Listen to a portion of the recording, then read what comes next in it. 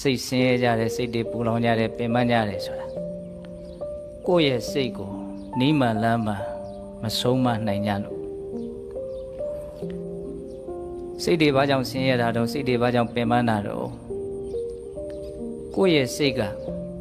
နီးမှန်လမ်းမှန်မဆုံးမနိုင်တဲ့အခါမှာကြမ်းတမ်းမှုရိုင်းဆိုင်မှုတွေဖြစ်နေလို့ဒီစိတ်ကဆင်းရဲတာတော့စိတ်ရိုင်းနေစိတ်တွေကြမ်းနေဆိုတာဘာပြောတာတော့ဆွဲမဲ့မှုຢာကနဲ့တကွာဖြစ်တဲ့စိတ်မကျေနပ်မှုဒေါသနဲ့တကွာဖြစ်တဲ့စိတ်အမှန်တရားကိုမသိမှုမောဟနဲ့တကွာဖြစ်တဲ့စိတ်ဒီစိတ်တွေကိုဒါရိုင်းဆိုင်နေကြမ်းတမ်းနေလို့ပြောတယ်အလိုရမဲ့တွေတိတ်ကြီးလာရင်စိတ်ကရိုင်းနေပေါ့နော်မကျေနပ်မှုဒေါသတွေကြီးလာပြီဆိုရင်စိတ်ကရိုင်းနေမာနတွေမနာလိုမှုတွေဝန်တိုမှုတွေဒါတွေဖြစ်လာလို့ရှိရင်ဘုန်းတို့စိတ်ရိုင်းဆိုင်သွားတယ်ဆိုတာတတိချာချာစဉ်းစားကြည့်ရင်သိနိုင်တယ်စိတ်ကရိုင်းပြီဆိုလို့ရှိရင်မနောကအတွေးတွေကလည်းရိုင်းလာတယ်ဝစီကအပြောတွေကလည်းရိုင်းလာတယ်ကာယကအပြုအမူတွေကလည်းရိုင်းလာတယ်ဒါပေမဲ့ဘုန်းတို့တွေကကာယကမှုဝစီကမှုတွေရိုင်းလာမှဒီလူတော်တော်ရိုင်းမှလားလို့သိရတယ်နော်အဲ့ဒီရိုင်းဆိုင်မှုရဲ့နောက်ွယ်ကနေကြိုးကန်ပြီးတော့အဓိကအကြောင်းတရားကြီးအဖြစ်နဲ့နော်ဖန်တီးနေတဲ့စိတ်ရဲ့ရိုင်းဆိုင်မှုမမြင်ဘူးဟုတ်လားတကယ်တမ်းကအဲ့ဒီစိတ်တွေရိုင်းနေလို့ဘုန်းတို့ရဲ့စိတ်ကမချမ်းသာအဲ့ဒါကိုနီးမှန်လမ်းမှန်ဘုန်းတို့တွေကလူချင်းမမောစရာအာယုန်နဲ့တွေ့တဲ့အခါမှာကိုယ့်ရဲ့စိတ်ကိုຢာကားမဖြစ်အောင်ဆုံးမပဲဟုတ်လားမကျေနပ်စရာအာယုန်နဲ့တွေ့တဲ့အခါမှာကိုယ့်ရဲ့စိတ်ကိုဒေါသမဖြစ်အောင်ဆုံးမမယ်မေတ္တာဖြစ်အောင်နော်ဘလို့အာယုန်နဲ့ပဲတွေ့အမှန်တရားကိုသိအောင်မြင်အောင်ငါကြိုးစားမယ်ဟဲ့ဒါစိတ်ကိုဆုံးမအဲ့ဒါလိုမျိုးအာလောဘဓာတ်တွေအာဒေါသဆိုတဲ့မေတ္တာဓာတ်တွေအာမောဟဆိုတဲ့ပညာဓာတ်တွေဘုန်းတို့တန်တာမှာဖြစ်အောင်လုပ်တာကိုဒါစိတ်ကိုဆုံးမတယ်လို့ခေါ်တယ်ဒီနေရာဖြင့်ယာယီနေတဲ့စိတ်ကိုယဉ်ကျေးအောင်လုပ်လိုက်တာကျမ်းနေတဲ့စိတ်ကိုနုညံ့အောင်ကြိုးစားတာပေါ့အဲ့ဒါလိုကြိုးစားနိုင်တာနဲ့မြတ်ဘုန်းတို့ရဲ့စိတ်ဟာတဖြည်းဖြည်းနဲ့ဆင်းရဲဒုက္ခနေပါပြီးတော့ချမ်းသာမှုရတယ်။ဒါမြတ်စွာဘုရားကအတိအလင်းစိတ်ကိုဆုံးမနိုင်လို့ရှိရင်ချမ်းသာမယ်လို့ဟောထားတယ်။ဘုန်းတို့ဓမ္မပဒပါဠိတော်စိတ္တဝတ္ထဲမှာဒုံနိကဟတလဟုနောယထကာမနိပါတိနောစိတ်တတဓမ္မထောတာတို့စိတ်တံတန်တံဒုက္ခဝဟနော်တချို့ဒီကဒါလေးရလိမ့်မယ်နော်ဒုံနိကဟတနှိမ်နှင်းမှုရခဲရင်သောလဟုနောအလွန်မြန်ဆန်သောသဘောရှိသောယထကာမနိပါတိနောအလိုရှိရာအာယုန်တို့သို့ကြာရောက်ခြင်းတိုင်းကြာရောက်တတ်တဲ့သဘောရှိသောစိတ်ရဲ့သဘောလေးကိုမြတ်စွာဘုရား၃မျိုးပြောတယ်စိတ်ဆိုတာနှိမ်နှင်းဖို့ခက်တယ်ဆုံးမဖို့ခက်တယ်အလွန်လည်းမြန်ဆန်တဲ့သဘောရှိတယ်ရောက်ခြင်းတဲ့နေရာကိုစီးမရှိကမ်းမရှိရောက်သွားတတ်တဲ့သဘောလည်းရှိနှိမ်နှင်းဖို့ခက်လွန်းလို့ဒီစိတ်ကိုမနှိမ်နှင်းဘဲနဲ့ပြစ်ထားမယ်ဆိုရင်တော့သူကကောင်းနိုင်ပေါ်ရမရှိခက်ခဲပေမဲ့လို့အဲ့ဒါကိုငါမဖြစ်ဖြစ်အောင်ဒီစိတ်ကိုဆုံးမမယ်ယဉ်ကျေးအောင်လုပ်မယ်ဆိုပြီးတော့ကိုယ့်ရဲ့စိတ်ကိုနိမလမ်းမှာဆုံးမနိုင်မယ်ဆိုလို့ရှိရင်တော့အဲ့ဒါအလွန်ကောင်းတယ်တဲ့စိတ်တတဓမ္မထောတာတုနော်စိတ်ကိုဆုံးမခြင်းဟာကောင်းတယ်ဘာဖြစ်လို့တော့စိတ်တန်တန်ဒုက္ခဝဟံတန်တန်ဆုံးမသဖြင့်ယဉ်ကျေးသောစိတ်တန်စိတ်သည်ဒုက္ခဝဟံချမ်းသာဒုက္ခကိုပေးနိုင်တယ်ဒါပဲเนาะအဓိကချက်ကဒီဟာလေးကိုအချမ်းမြင်လေးကိုယ်စိတ်ထဲမှာအတိပ္ပယ်ကိုပိုင်နိုင်ဂျုံမိငုံမိနားလည်နိုင်ရစိတ်ဆိုတာနှိမ်နှင်းဖို့ခက်တယ်အလွန်မြန်ဆန်တဲ့သဘောရှိတယ်ရောက်ချင်းတဲ့နေရာကိုရောက်တတ်တဲ့သဘောရှိတယ်အဲ့ဒီလိုစိတ်ကိုဆုံးမနိုင်မယ်ဆိုရင်အလွန်ကောင်းတယ်ဘာကြောင့်လဲဆုံးမလို့ယဉ်ကျေးပြီဆိုရင်ဒီစိတ်ကချမ်းသာဒုက္ခကိုပေးနိုင်လို့ဒါဘုန်းဘုန်းတို့လိုလားတောင်းတတဲ့ချမ်းသာဒုက္ခကိုရကျင်တယ်ဆိုလို့ရှိရင်ကိုယ့်ရဲ့ကြမ်းတမ်းနေတဲ့စိတ်တွေကိုနူးညံ့သွားဖို့ရိုင်းဆိုင်နေတဲ့စိတ်တွေကိုယဉ်ကျေးသွားဖို့နိမန်လမ်းမှာမလုပ်ကြမလို့ဆုံးမကြရမယ်ပေါ့ဒီကထာလေးကိုဘာကြောင့်မြတ်စွာဘုရားဟောတယ်လဲလူတိုင်းကြားဖို့ရတယ်မြတ်စွာဘုရားလက်ထက်ကမာတိကမာတာတက္ကမကြီးသူနေတဲ့ရွာကိုယဟန်တော်6ကျိတ်တရားလာပြီးတော့အထုတ်ကြတယ်အဲ့ဒါတက္ကမကြီးကပစ္စည်းလေးပါအဝင်ယူပြီးတော့နော်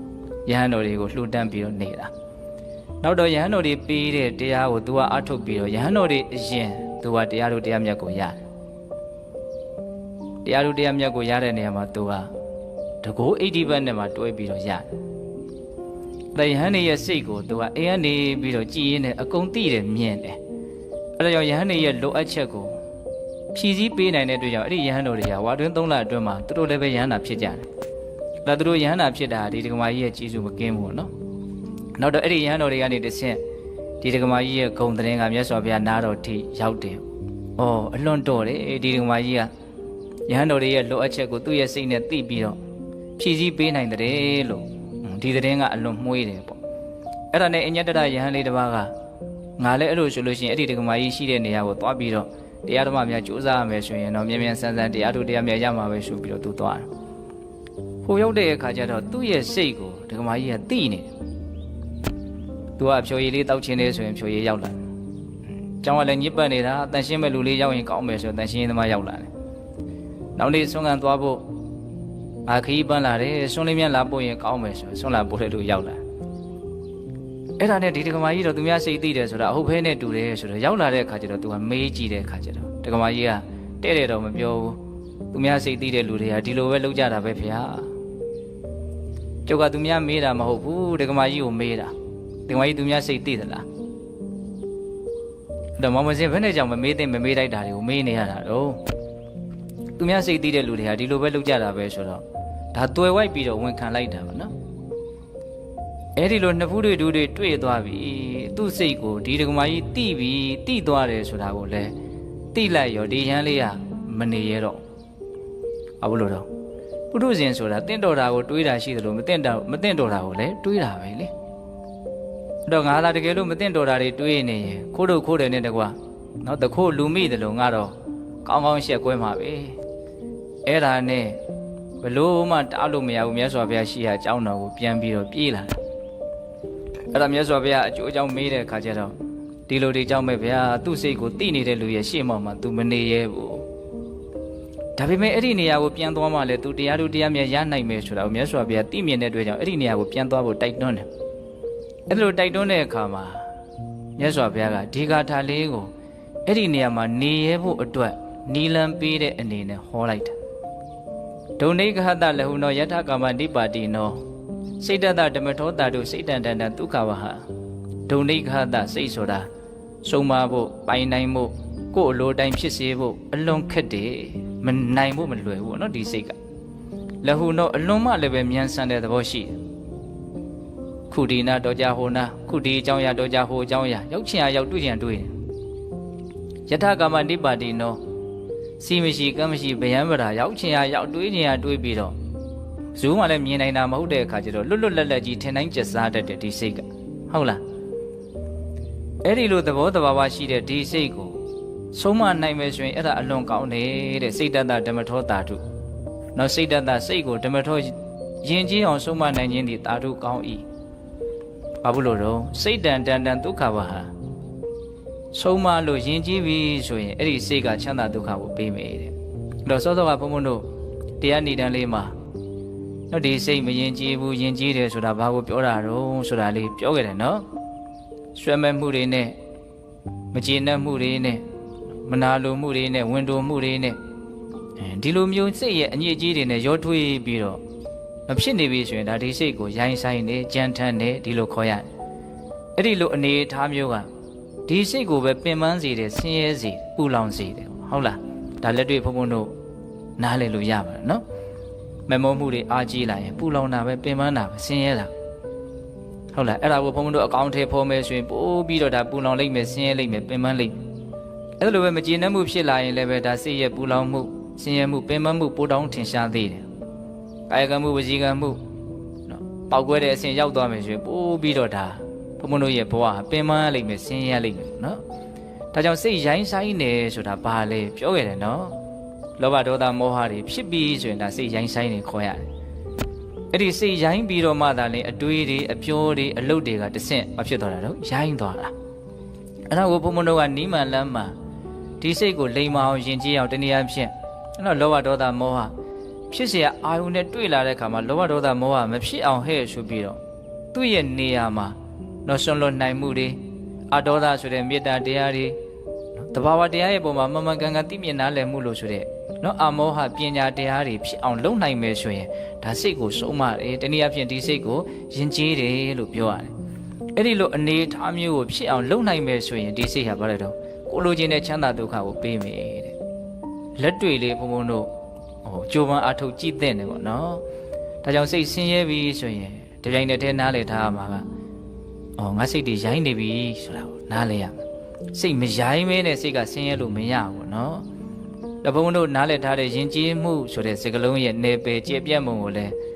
တွေးကြည့်တဲ့နဲ့နော်တာမန်ဘုံတို့နားလည်ထားတဲ့ယဉ်ကျေးမှုဆိုတာကထင်သာမြင်သာရှိတဲ့ကာယကံမှုဝစီကံမှုလောက်ကိုပဲမြင်ကြတာဟုတ်လားတကယ်ယဉ်ကျေးမှုအစစ်ရိုင်းဆိုင်မှုအစစ်ကဘယ်မှာအခြေခံနေတာတော့စိတ်ထဲမှာအခြေခံနေတာဟုတ်လားစိတ်ကရိုင်းနေရင်အပေါ်ယံဟန်ဆောင်နေတဲ့ယဉ်ကျေးမှုဟာချမ်းသာကိုပေးနိုင်မှာမဟုတ်ဘူးနော်ဟုတ်လားဒါကြောင့်ကိုယ့်ရဲ့အခြေခံစိတ်ကိုအဖြစ်ဖို့လို့တော့ယဉ်ကျေးအောင်ဆုံးမနိုင်ဖို့လို့လေအဲ့ဒါဆိုလို့ရှိရင်ဒါဘုံဘုံတို့လိုချင်တဲ့ချမ်းသာရမယ်ပေါ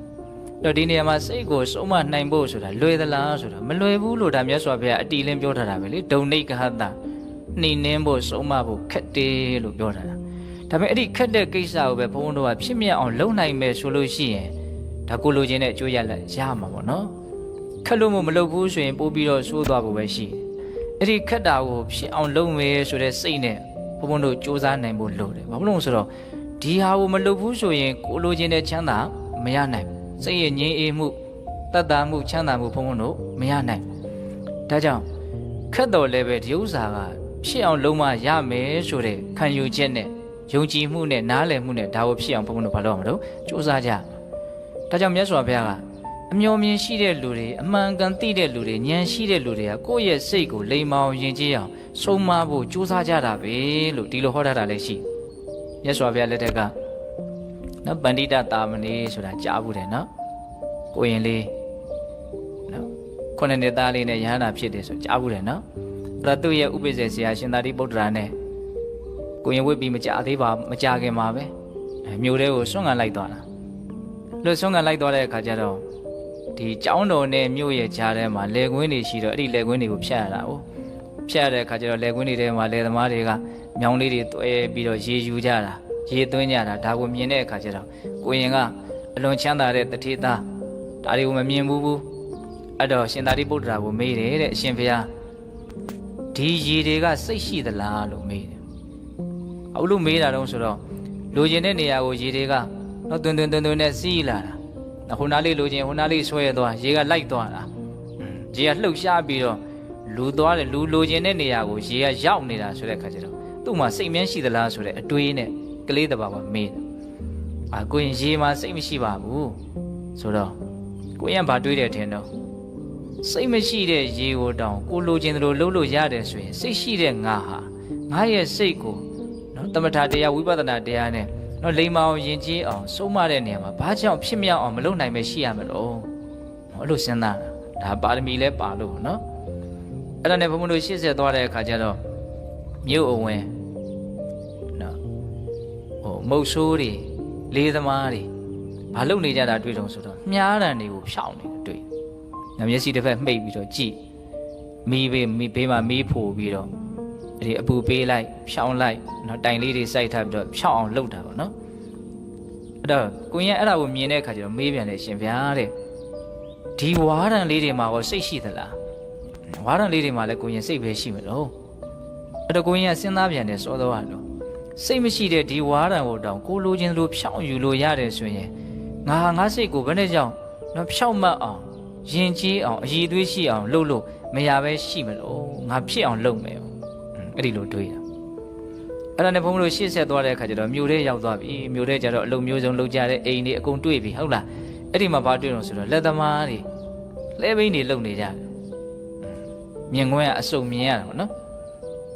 အဲ့ဒီလဲဘိန်းတွေလုပ်နေတော့လဲဘိန်းတွေကဘုန်းဘုန်းတို့တကူတို့ဆိုတာတွေကအကွေးလေးတွေရင်ဆက်မှဝိုင်းကြီးဖြစ်သွားတာဟုတ်အဲ့ဒါကိုဒီမှာစူးတို့စောက်တို့ဓာတ်တို့ပဲကုတ်တို့နဲ့ရွေကြခုတ်ကြထစ်ကြပြုတ်ပြင်းကြဖန်တီးကြဒါကိုမြင်တဲ့အခါကျတော့ကိုရင်ကအရှင်ဗျာဒီတစ်သားတွေမှာရောစိတ်ရှိလားဗျာကိုရင်တစ်သားမှာစိတ်ပဲရှိမလို့စဉ်းစားပြန်တယ်စောတော့လို့ပဲ စိတ်မရှိတဲ့အသားပေါ်တောင်လိုချင်တယ်လို့လှုပ်လို့ရတယ်ဆိုရင်ငါစိတ်ကိုဘယ်နဲ့ကြောင့်ငါဟာတော့သူတော်ကောင်းတရားမှာလိမ္မာကျွမ်းကျင်အောင်အမှန်တရားကိုသိအောင်မလုပ်နိုင်ပဲရှိရမှာတော့ငါလုပ်မယ်အဲ့လိုစဉ်းစားအဲ့ဒါစဉ်းစားပြီးတော့ကိုရင်ကဆုံးဖြတ်ချက်ကိုပိုင်ပိုင်နိုင်နိုင်ချတယ်အရှင်ဗျာတဲ့တပည့်တော်ကြောင်းပြန်တော့မယ်တဲ့တော့သူ့ဖို့နော်ငကျင်းသားလေးနဲ့နော်ဆွန့်ရအောင်လဲဆွန့်ခံခဲ့ပါအောင်လို့ဒီလိုမှာခဲ့တယ်ကိုရင်ကဒါရှင်သာရိပုတ္တရာလည်းခွင့်ပြုတယ်တူတူပြောကြပါစို့ကိုရင်ကအဲ့ဒီအမြင်လေးအခြေခံပြီးတော့သူ့စိတ်ကိုစောစောကပြောခဲ့တဲ့ရိုင်းဆိုင်စေတတ်တဲ့နော်ယာကဒေါသမောဟမာနဣတမစီယစရှိတဲ့နော်ကိလေသာတရားတွေမဝင်အောင်တနည်းအားဖြင့်လိမ္မာအောင်ယဉ်ကျေးအောင်နီးမှန်လမ်းမှမြတ်စွာဘုရားပေးတဲ့နီးနဲ့ကြိုးစားအထုတ်ရဟန္တာဖြစ်တယ်အဲ့ဒီမှာတကယ်ကိုရင်ပန္တိတကတကယ်ပညာရှိတဲ့ပုဂ္ဂိုလ်အဲ့ဒီကျမှတကယ်ဖြစ်သွားတယ်နော်အဲ့ဒီမှာမြတ်စွာဘုရားစောစောကဘုန်းတို့ပညာရှိတဲ့ပုဂ္ဂိုလ်ဟာကိုယ်စိတ်ကိုနော်ဆုံးမနိုင်အောင်ကြိုးစားကြတယ်ဆိုတဲ့အဓိပ္ပာယ်ရှိတဲ့ဂါထာကိုမြတ်စွာဘုရားအဲ့ဒီမှာဟောတယ်ဥဒကေညိနယန္တိနိဋ္ဌိကဥတုကာရဓမယန္တိဒေဇနံဒါရုံဓမယန္တိတစ္ဆကအတ္တနာဓမယန္တိပန္တိတာတဲ့ဥဒကေညိနယန္တိနိဋ္ဌိကလေသမားတို့သည်ဥဒကံရေကိုနေယန္တိကိုလိုချင်တဲ့နေရာကိုရောက်အောင်ယူကြတယ်တဲ့ရေယူတယ်ဆိုတော့မြောင်းလေးတွေ့ပြီးတော့ယူရတာပေါ့နော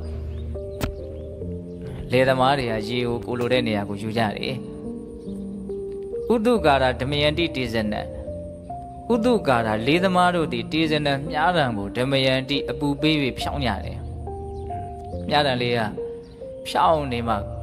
ကိုပြစ်ချင်တဲ့ပြစ်မှတ်ကိုတန်တန်မတ်မှန်နိုင်မှာကိုမြားတံကဝိတ်ဝိုက်နေတယ်ဆိုလို့ရှိရင်ကိုပြစ်ချင်တဲ့ပြစ်မှတ်ကိုမှန်အောင်ပြစ်ဖို့မဖြစ်နိုင်အဲ့လိုပဲဘုန်းဘုန်းတို့စိတ်ကလေးကလည်းဖြောင်းနေမှသူသိတယ်ရှိတာကိုသူကမှန်မှန်ကန်ကန်သိနိုင်ပြစ်မှတ်ကိုမှန်သွားတယ်လို့မျိုးဖြောင်းနေတဲ့မြားတံဖြင့်ပြစ်မှတ်ကိုမှန်တယ်လို့မျိုးဖြောင်းတဲ့စိတ်နဲ့ဘုန်းဘုန်းတို့ဟာတဘာဝတရားတွေရဲ့အကြောင်းကိုမှန်မှန်ကန်ကန်သိနိုင်ဟုတ်လားနောက်ပါပြောတော့ဥဒကေညိနေယန္တိနိဋ္ဌိကဥတုကာရဓမယန္တိတေဇနံဒါရုံဓမယန္တိတစ္ဆကလက်သမားဆရာတို့သည်ဒါရုံတစ်သားကိုဓမယန္တိကိုလိုချင်တဲ့ပုံသဏ္ဍာန်ဖြစ်အောင်ဖန်တီးကြတယ်ဟုတ်လားအစတော့တရားရင်တုံးကြီးပဲလေဒါပေမဲ့ပြုပြင်ဖန်တီးလိုက်ပြီဆိုလို့ရှိရင်ပရိဘောကအသုံးဆောင်လည်းဖြစ်နိုင်တယ်စောတော့ကပြောလို့ရင်တွေရဲ့အစိပ်ပိုင်းလည်းဖြစ်နိုင်တယ်နောက်ဆုံးနော်နတ်ရုပ်ထုလည်းဖြစ်နိုင်တယ်စင်တုတော်လည်းဖြစ်နိုင်တယ်ဒီတစ်သားအရင်တုံးကဟုတ်လားအဲ့လိုပဲဘုန်းတို့ရဲ့စိတ်ကိုဘုန်းတို့ကနီးမှလက်မှစနစ်တကျပြုပြင်ဖန်တီးနိုင်မယ်ဆိုလို့ရှိရင်မမျှော်မှန်းနိုင်တဲ့အကျိုးရလဒ်တွေရနိုင်တယ်ဒါလေးတွေကဒေသနာကိုချဲ့ထွင်ပြီးတော့တွေးဖို့ဘုန်းဘုန်းပြောတာပါဟုတ်လားဒါမြတ်စွာဘုရားကကိုရင်တွေးခဲ့တဲ့အတွေးတွေကိုသိတော်မူမြင်တော်မူလို့ဒီဥမာလေးတွေကိုထည့်ပြီးတော့ပြောတာလေသမားတွေကရေကိုကိုလိုတဲ့နေရာရောက်အောင်ယူကြတယ်လေသမားဆိုတော့ရေကိုရောက်ကိုလိုချင်တဲ့နေရာရောက်အောင်ယူနိုင်တဲ့အစွမ်းရှိရမှာပေါ့နော်လေသမားဆိုရင်လည်းမြားတံကိုတော့ဖြောက်အောင်လုပ်နိုင်တဲ့အစွမ်းရှိရမယ်မြားတံမှာဖြောက်အောင်မလုပ်နိုင်တဲ့လေသမားဟာဘယ်လိုလုပ်ပြီးတော့မှသူပြစ်ရှင်တဲ့ပြစ်မှတ်ကိုမှန်အောင်ပြစ်နိုင်တဲ့လေသမားဖြစ်မှာမဟုတ်ဘူးနော်အဲ့လိုပဲလက်သမားဆရာဆိုရင်လည်းသူဖြစ်ချင်တဲ့ပြိဘောကပစ္စည်းဖြစ်အောင်လုပ်နိုင်တဲ့အစွမ်းရှိရမယ်နောက်ရှင်လက်သမားဆရာဟုတ်မှာဖြစ်မှာမဟုတ်ဘူးနော်ရေမှကိုလိုတဲ့နေရာမယူနိုင်ဘူးဆိုရင်လေသမားမဖြစ်နိုင်ဘူးမြားတံမှာမဖြောက်နိုင်ဘူးဆိုရင်လေသမားမဖြစ်နိုင်ဘူးကိုလိုချင်တဲ့ပုံသဏ္ဍာန်မှာဖြစ်အောင်မလုပ်နိုင်ဘူးဆိုရင်လက်သမားမဖြစ်နိုင်ဘူးအဲ့ဒါလိုပဲတဲ့နောက်ဆုံးကြတော့ဗာပြောတော့အတ္တနံဓမယန္တိပန္တိတာတဲ့ဒါကတော့တရားဓမ္မတို့ရဲ့စိတ်ထဲမှာစွဲနေတဲ့မြတ်စွာဘုရားရဲ့အဆုံးအမပေါ့နော်အတ္တနံဓမယန္တိပန္တိတာအမျှော်မြင်ရှိကြတဲ့အကြောင်းအကျိုးသိကြမြင်ကြတဲ့ဘာလို့ရင်ဘာဖြစ်မယ်ဆိုတာကိုနားလည်ကြတဲ့ပညာရှိကြတဲ့ပုဂ္ဂိုလ်တွေအတ္တနံမိမိကိုယ်ကိုတနည်းအားဖြင့်မိမိစိတ်ကိုဓမယန္တိစောစောကပြောသလိုယဉ်ကျေးအောင်မရိုင်းဆိုင်အောင်ဆုံးမကြတယ်တဲ့ရေကိုလိုတဲ့နေရာမှာမယူနိုင်ရင်လေသမားမဖြစ်နိုင်ဘူးမြားတံမှာမဖြောက်နိုင်ဘူးဆိုရင်လေသမားမဖြစ်နိုင်ဘူးဟုတ်လားအဲ့လိုပဲကိုလိုချင်တဲ့ပုံစံမှာတက်သားကိုဖြစ်အောင်မလုပ်နိုင်ဘူးဆိုရင်ဒါလက်သမားမဖြစ်နိုင်ဘူးနောက်ဆုံးစကားကြတော့ဘယ်လိုပြောမလို့ကိုစိတ်ကိုမှမဆုံးမနိုင်ဘူးဆိုရင်ဒီလူဟာပညာရှိမဖြစ်နိုင်ဘူးဒီလိုမျိုးတွေးရမှာနော်ဒါကြောင့်ဒီကထာလေးတွေကိုဘုန်းဘုန်းတို့ကြည်ခြင်းအဖြစ်ကိုစိတ်ကိုဆုံးမတာခက်ခဲတယ်မလွယ်ကူဘူးဆိုတာကိုဘုန်းဘုန်းတို့နော်သိထားတော်လည်းပဲဒီခက်ခဲတဲ့ကိစ္စကိုတော့ဖြစ်မြောက်အောင်ဘုန်းဘုန်းတို့ကြိုးပမ်းအားထုတ်ဖို့မလိုဘူးလားလို့တယ်နော်အဲ့ဒါကိုဘုန်းဘုန်းတို့လုံမတာလည်းကိုလိုချင်တဲ့ချမ်းသာရမှာနော်ခက်တယ်ဆိုပြီးတော့မလုပ်ဘဲပြစ်ထားမယ်ဆိုလို့ရှိရင်စိတ်ကိုလွတ်ထားမယ်ဆိုလို့ရှိရင် ကိုလိုချင်တဲ့ချမ်းသာကရမှာမဟုတ်ဘူးတကယ်တမ်းကလောကမှာခက်ဆုံးကလည်းဒီအလုပ်ပဲလို့ဘုံဘုံကတော့ထင်ပါတယ်ဟုတ်လားအဲ့ဒီခက်တဲ့အလုပ်ကိုမလုပ်ဘူးလွယ်တဲ့အတိုင်းပဲဘုံဘုံတို့ဖြစ်တယ်လို့ပဲနေမယ်ဆိုရင်တော့ဒါကချမ်းသာဖို့အကြောင်းမရှိဘူးကိုယ်စိတ်ကိုဘုံဘုံတို့လွတ်ထားဖို့ဆိုတာလွယ်ပါတယ်ဒီတိုင်းပဲထားလိုက်ရုံပဲလေအိဋ္ဌာယုံနဲ့တွေ့ရင်လောဘအနိဋ္ဌာယုံနဲ့တွေ့ရင်ဒေါသဒါကပုံမှန်သွားနေကြလမ်းကြောင်းပေါ့လွယ်လဲလွယ်ပါတယ်ဘာမှခက်ဘုံဘုံတို့ကြိုးပမ်းစရာမလိုဘူးအာယုံကောင်းနဲ့တွေ့ရင်ဘုံဘုံတို့ကြိုက်မယ်နော်အာယုံရိုးနဲ့တွေ့ရင်ဘုံဘုံတို့မိုက်မယ်ပေါ့နော်ဒီလိုသွားတာဒါလွယ်ပါတယ်ဒါပေမဲ့အဲ့ဒီလွယ်တဲ့လမ်းစဉ်ကဘုံဘုံတို့လိုချင်တဲ့ကောင်းကျိုးရလဒ်ကိုဖြစ်စေမှာမဟုတ်ဟုတ်လားဟာအိဋ္ဌာယုံနဲ့ပဲတွေ့နိဋ္ဌာယုံပဲတွေ့ငါစိတ်ကိုမရိုင်းစေရဘူးအမှန်သိမှုဉာဏ်ပညာကိုပဲဖြစ်ထွန်းစေရမယ်မေတ္တာတရားကိုပဲဖြစ်ထွန်းစေရမယ်တိခံမှုခွင့်လွှတ်မှုကိုပဲဖြစ်ထွန်းစေရမယ်လို့အဲ့လိုကိုယ်စိတ်ကိုမကောင်းတဲ့ဘက်ကိုမရောက်စေဘဲနဲ့ကောင်းတဲ့ဘက်ကိုရောက်အောင်ဘုံဘုံတို့ဆုံးမရတဲ့အလုပ်ဆိုတာလွယ်မလားမလွယ်ဘူးစိတ်ဆိုတာနေရရှိတဲ့သဘောကိုစောတော့ရေလိုပဲသူကဟုတ်လားကိုလိုတဲ့နေရာရောက်အောင်လုပ်ဖို့ဆိုတာအားစိုက်ရဒီတိုင်းပြစ်ထားမယ်ဆိုရင်တော့ရေကသူ့အတူနေရတော့အပေါက်ရှာပြီးတော့စီးသွားမှာပဲလေဟုတ်လားဒါကြောင့်ခက်တယ်ဆိုပြီးတော့ဘုံဘုံတို့မလုပ်ရင်လိုလားတောင်းတတဲ့ကောင်းကျိုးဟာပြည့်စုံမှာမဟုတ်ဟုတ်လားအဲ့ဒီခက်တဲ့ကိစ္စကိုပဲငါဖြစ်မြောက်အောင်လုပ်မယ်ဆိုလို့ရှိရင်ဘာလို့ကိုလိုချင်တဲ့ကောင်းကျိုးချမ်းသာကိုရမယ်ပေါ့ဒါကြောင့်မြတ်စွာဘုရားလေသမားတွေဟာရေကိုယူကြတယ်လေသမားတွေကမြားကိုဖြောင်းကြတယ်လက်သမားတွေကတက်သားကိုလိုချင်တဲ့ပုံစံဖြစ်အောင်ဗန်ဒီလောက်ကန်ကြတယ်အဲ့ဒါလိုပဲအမျှော်မြင်ရှိတဲ့ဉာဏ်ရှိတဲ့အကြောင်းအကျိုးသိကြမြင်ကြတဲ့ပညာရှိတယ်လို့ဆိုတဲ့ပုံကိုယ်တွေဟာအရေးကြီးတဲ့အလုပ်လို့ဆိုတဲ့ကိုယ်စိတ်ကိုစုံမတဲ့အလုပ်ကိုကြိုးစားကြတယ်တဲ့ဟုတ်လားအဲ့လိုဆိုရင်ဘုံဘုံတို့ကိုယ်စိတ်ကိုဘယ်လိုဆုံးမမလို့ဒါကအရေးပါတဲ့မိကုံးဖြစ်သွားပြီနော်ကိုယ်စိတ်ကိုဘုံဘုံတို့လိမ္မာအောင်ယဉ်ကျေးအောင်ဘယ်လိုဆုံးမမလို့ဒါကိုယ်စိတ်ကိုဘယ်လိုဆုံးမမလဲဆိုတဲ့မိကုံးရဲ့အဖြစ်လိုရင်းတူရှင်လေးဘုံဘုံတို့တာနုတာမဏေကိုအကြောင်းပြုပြီးတော့ဟောထားတဲ့ဂါထာတော်မှာတွေ့ရတယ်ဒီကနေ့ညဘုံဘုံကအဲ့ဒီဂါထာလေး၃ပုဒ်ကိုခုနှစ်ပုဒ်ရှိပြီနော်ပြောတာဂါထာလေး၃ပုဒ်ကိုဆက်ပြီးတော့ဘုံဘုံကပြောနေတာဟုတ်လားအစီအစဉ်လေးချပြီးတော့ပြောတယ်အဲ့ဒီတာနုတာမဏေကိုအကြောင်းပြုပြီးတော့ဟောတဲ့ဂါထာလေးကိုရင်တာနုလူထွက်ခြင်းလို့အရင်ဘဝကဘီလူမတော်အရင်ဘဝအမေတော်ခဲ့တဲ့ဘီလူမကဒီကိုရင်ရှိနေတော့သူကသူ့ဘလူလောကနတ်လောကမှာသူကမျက်နှာပွင့်တော့ကိုရင်ကိုမထွက်စေခြင်းဘူးအရင်ဘဝသူ့သားကိုရင်ကအဲ့ဒါနဲ့ဒီဘီလူမကဝင်ပူပြီးတော့တကယ်လို့သာထွက်မယ်ဆိုလို့ရှိရင်ဘလို့မှငါလက်ကမလွတ်เสียအောင်ငါမဖြစ်အောင်နှိပ်စက်မယ်ဆိုပြီးတော့ကိုရင်ကိုဝင်ပူပြီးတော့ဟုတ်လားအဲ့ဒီအကြောင်းအရာမြတ်စွာဘုရားလက်ထက်ကဖြစ်ခဲ့တာရှိတယ်နောက်တော့ကိုရင်တာနုကလူမထွက်ပါဘူးနောက်တော့သူကတရားဟောကောင်းတယ်နောက်ဆုံးယဟန္တာဖြစ်တယ်အဲ့ဒီကိုရင်တာနုကိုအကြောင်းပြုတော့မြတ်စွာဘုရားဟောတဲ့ဂါထာအလွန်ထင်ရှားတယ်အလွန်လည်းကောင်းတယ်အဲ့ဒီဂါထာလေးကိုဘုန်းဘုန်းတို့အလွန်တရာမှအတိပ္ပယ်ပြည့်ဝတဲ့အတွက်ကြောင့်စိတ်ကိုဆုံးမဖို့အတွက်အတူဆုံးနီလန်းပေးထားတဲ့အတွက်ကြောင့်စိတ်ထဲမှာမှတ်မှတ်သားသားလေးဖြစ်အောင်နာစီခြင်းတယ်ပေါ့နော်။ဘာပြောထားတော့ဆိုတော့ဣဒံပုရိစိတ်တမစာရိစာရိကံယေနိစကယထကာမယထဒုက္ခံတတိဇာဟနေကနိတာမိယောနိတောဟဋ္ဌိပပိနံဝေယအင်္ဂုတကဟောတဲ့ဂါထာကြီးဂါထာဆိုရတာတော့နည်းနည်းခက်တယ်ဣဒံပုရိစိတ်တမစာရိစာရိကံယေနိစကယထကာမယထဒုက္ခံဒီကြတော့စိတ်ရဲ့သဘောလေးကိုမြတ်စွာဘုရားဘယ်လိုပြောတော့ပုရိရှိခါကာလ၌ဣဒံစိတ်တံဤစိတ်တည်ဆိုလိုတာရှေးတုန်းကစပြီးတော့ခုချိန်ထိတိုင်အောင်တတ္တဝါရဲ့စိတ်ဘုသူစိတ်ဘဝစိတ်လို့မကန့်တတ်ဘူးစိတ်မှန်သမျှပေါ့ဗျာဟုတ်လားစိတ်တည်ရဲ့သဘောကဘယ်လိုရှိတော့နဲ့ဟိုရှေးတုန်းကစပြီးတော့ဒီကနေ့တိုင်အောင်ဣဒံစိတ်တံဤစိတ်တည်ယထကာမယေနိစကယထကာမယထဒုက္ခံယေနိစကအလိုရှိတိုင်းယထကာမအလိုရှိရာယထာဒုက္ခံကောင်းနိုးရာရာစာရိကံလှဲ့လေခြင်းကိုအစရိလှဲ့လေခဲ့ဘူးလားလေပြီတဲ့ဒါကဓမ္မတို့ဘုန်းတို့ရဲ့စိတ်ကအိုးဘဝတန်တရားကာလတလျှောက်ဒီကနေ့တိုင်အောင်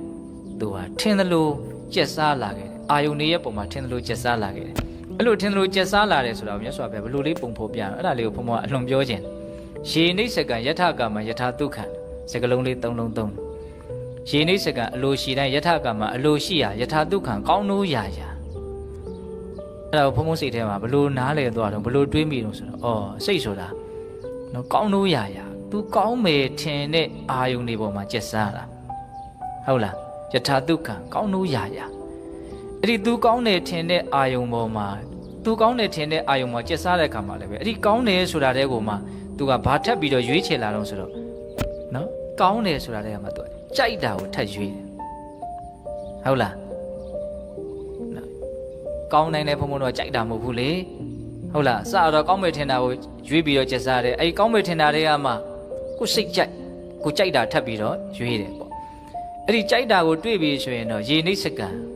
အလိုရှိတိုင်းတဲ့အလိုရှိတိုင်းဆိုတာကတော့အတိုင်းစားမရှိတော့ဘူးပေါ့နော်ဒီတဲပဲ तू ကတဝဲလေလေနဲ့မထွက်နိုင်မဲနဲ့ကျစားနေတော့တာစိတ်ရဲ့သဘောလေးကိုဘုံဘုံက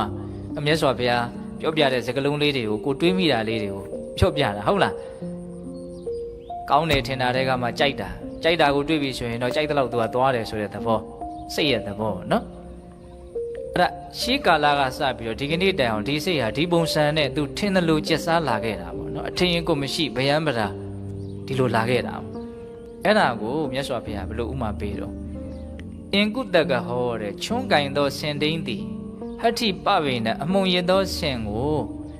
နေကနာတိဝိယနှိတ်ကိုဆုံးမတဲ့ကဲ့သို့ဣဇာယနေ့အဟံငါသည်တန်စိတ်တန်ထိုဖြစ်ချင်တိုင်းဖြစ်နေတဲ့ဒီစိတ်ကိုထိုစိတ်ကိုယောနိသောမနတိကာရလို့ဆိုတဲ့တင့်တယ်လျှောက်ပတ်မှန်ကန်စွာတွေးတောဆင်ခြင်နိုင်ရင်လို့ဆိုတဲ့ယောနိသောမနတိကာရဖြင့်နေကနိတာမိနှိတ်ကွပေအံဆုံးမပေအံဒီကြတော့သူကနှိတ်ကွတယ်ဆိုတဲ့စကားကိုသုံးတယ်ဟုတ်လားအဲ့ဒါမြတ်စွာဘုရားဘယ်လိုဥမာပေးတော့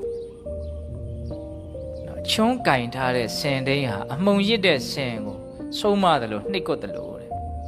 ဟုတ်လားဆင်ကိုဘုန်းဘုန်းတို့ဆုံးမတဲ့နေရာမှာဆင်ကိုနိုင်အောင်ကိုင်းတဲ့နေရာမှာလက်ချီဗလာတက်တက်နဲ့သွားပြီးတော့ကိုင်းလို့မရဘာပါရမှာတော့ချွန်းပါရမှာနော်အဲ့လိုပဲဘုန်းဘုန်းတို့ရဲ့စိတ်ကိုဘုန်းဘုန်းတို့ကိုင်းတွယ်တဲ့နေရာမှာဘာမှဘုန်းဘုန်းတို့အသိဉာဏ်ပညာမရှိဘဲနဲ့ကိုယ်စိတ်ကိုလိမ္မာစေခြင်းနဲ့ယဉ်ကျေးစေခြင်းနဲ့ဆိုတဲ့ဆန္ဒတစ်ခုလောက်နဲ့ဘုန်းဘုန်းတို့ဆုံးမလို့မရဘူးအမုံရစ်တဲ့ဆင်ကိုဆုံးမပဲဆိုရင်ချွန်းဆိုတဲ့လက်နဲ့ရှိဖို့လိုတယ်လို့နော်ဒီစိတ်ကိုဘုန်းဘုန်းတို့ဆုံးမပဲဆိုလို့ရှိရင်လည်းပဲလက်နဲ့လိုတယ်ပေါ့နော်အဲ့ဒီလက်နဲ့ကိုဒီနေရာမှာမြတ်စွာဘုရားပါပြောဆိုယောနိသောလို့ပြောတယ်ယောနိသောဆိုတာယောနိသောမနတိကာရကိုပြောတာနော်ယောနိသောမနတိကာရဆိုတာနော်လမ်းကြောင်းမှန်မှန်တွေးတဲ့သဘောပေါ့လမ်းကြောင်းမှန်မှန်တွေးတာနော်သူစဉ်းစားတာဆင်ခြင်တာတွေးတော့တာလမ်းကြောင်းမှန်တယ်မှန်တဲ့အတိုင်းသူတွေးတော့တတ်တယ်ဆင်ခြင်တတ်တယ်နှလုံးသွင်းတတ်တယ်အဲ့ဒါကိုပါခေါ်တော့ယောနိသောမနတိကာရ